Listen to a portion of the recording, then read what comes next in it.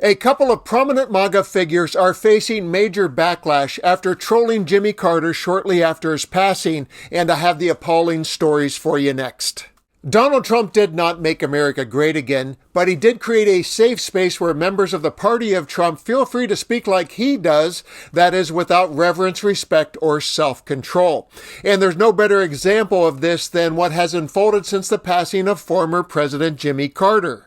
And in this report, I'll break it down for you in 3 steps. The bad from a TV personality, the ugly from a mindless MAGA politician, and finally, I'll leave you with the good. Consider it a palate cleanser for the new year. Kind words about the kind man Carter was that everyone should hear. Before I reveal the ugly, let's talk about the bad. It comes courtesy of Scott Jennings, a MAGA loyalist who appears on CNN to give the semblance of balanced reporting. What he said, and I'll show you the clip in just a moment, sparked a lot of outrage online. One reaction from Really American One summed it up this way. MAGA CNN commentator Scott Jennings rails against President Carter, saying he had a huge ego and was a poor ex-president, despite him doing so much for the less fortunate, and he hated pomp and circumstance. This is why nobody takes CNN seriously. He was obviously one of the most unique post-presidencies we ever had because he lived so long and he did so much. That having been said, he was a terrible president. That's why he lost in a landslide after his one term. And if it's possible, I think he was even a worse ex-president because of his meddling in U.S. foreign policy, because of his saddling up to dictators around the world, because of his vehement views, anti-Israel views, and more than dabbling in anti-Semitism over the years. He often vexed Democrats. Obama didn't even have him speak at his '08 convention. He put Bill Clinton in a terrible foreign policy box on a North Korea nuclear issue. I think he was a guy who had a huge ego and believed that he was uniquely positioned to do all these things, even after the American people had roundly and soundly rejected his leadership. So I respect people who run for president and get elected president, but in his particular case, I think he time and again proved why he was never suited for the office in the first place. What? There were at least 2 things there that should rock any objective viewer. The first is the hypocrisy. There should be no reality where a Trump enthusiast calls out another leader for saddling up to dictators. Trump's worship of Putin and others has been well documented. And second, no one thinks Jimmy Carter has a huge ego. That was the bad, and now strap in for the ugly. It came from Colorado State Representative Matt Soper. His post about Jimmy Carter's death was so disgusting, it got this reaction from Eugene Eugenius. Matt Soper posted this because Donald Trump gave MAGA deplorables permission to be the most horrible versions of themselves. One day Trump will be gone, but Matt Soper's dishonor will remain. Soper's words, void of any tact or empathy, words that he later regretted, read, "Opened a bottle of champagne tonight. The world is rid of a despot. Thank God he finally called Carter home. The worst president in the history of the U.S. We are still recovering. He destroyed the U.S. in such a way that even the 4th generation is still suffering." Did you happen to catch that I mentioned regret?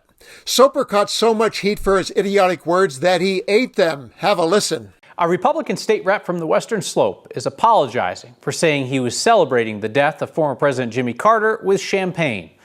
Representative Matt Soper from Delta called Carter a despot, basically a tyrannical ruler.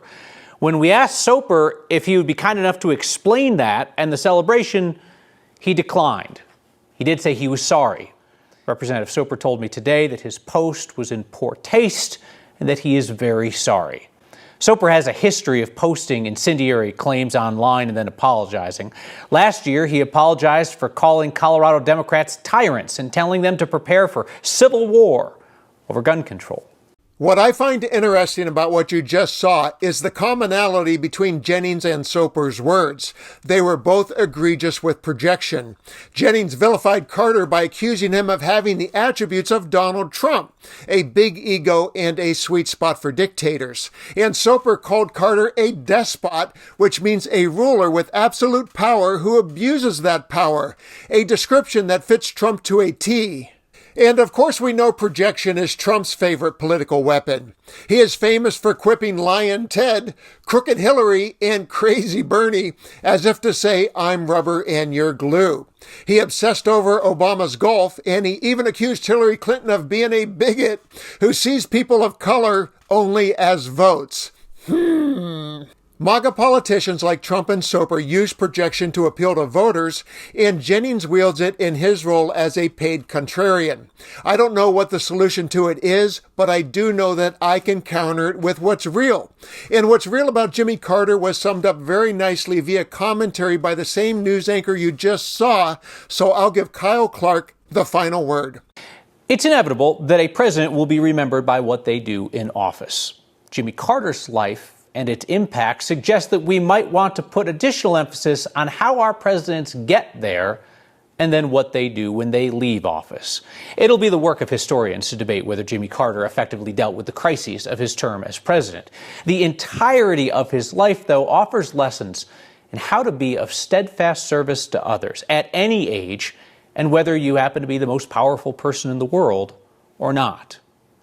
Jimmy Carter was an American patriot from his youth to his old age. He didn't dodge the draft. He served. He loved his country when he won elections and even when he lost.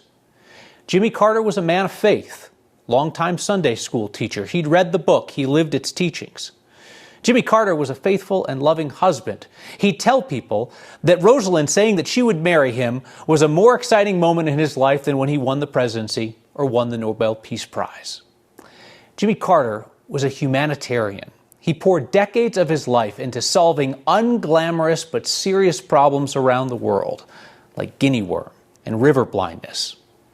Jimmy Carter led by example. He became the most famous volunteer for Habitat for Humanity, building or repairing more than 4,000 homes over 35 years, including a bunch here in Denver. Jimmy Carter was a decent and dignified man. You don't have to be one of those to succeed in politics, which makes his remarkable life all the more worthy of our respect and remembrance.